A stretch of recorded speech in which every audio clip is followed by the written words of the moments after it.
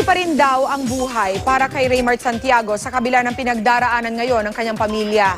Pero ang aktor maluha-luha ng amining nangungulila siya sa kanyang mga anak. May report si Kata Tibayan. Mabigat man ang mga pinagdaraanan ni Raymart Santiago, tuloy pa rin ang kanyang pagsisikap sa trabaho. Kabilang si Raymart sa remake ng 90s hit na Villa Quintana.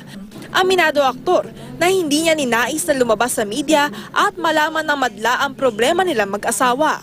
Gayunpaman, may mga gusto siyang linawin. Wala raw katotohanan ang mga chismis na nagsasabwatan umano sila ni Gretchen Barreto laban kay Claudine. Opinion ng ibang tao, hindi naman natin makokontrol yun. Dahil naman sa gag order, hindi raw pwedeng idetalye ni Raymart ang mga update sa korte. Pero dahil sa hidwaan nilang mag-asawa, ang nagdurusa raw ay ang kanilang mga anak. Maluha-luha nga si Raymart at namimiss na niya ang mga ito. Ngayon ko lang nare-realize na yung dati kasi pag-isip mo nandyan sa tabi mo, di ba? Minsan napapagalitan mo dahil ang kukulit, di ba? Araw-araw nakikita mo, stop it. Pero ngayon naisip-isip mo, di ba? Parang hindi mo sila nakasama.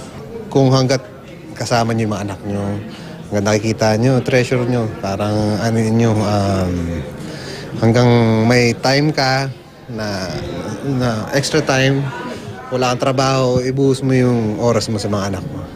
Sa ngayon, sa trabaho at pagluluto na lang idinadaan ni Raymart ang mga problema. Hindi man siya handa ngayon na makipag-ayos kay Claudine.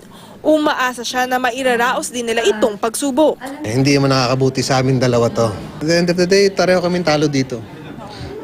Minsan naging buong pamilya biglang nawasak.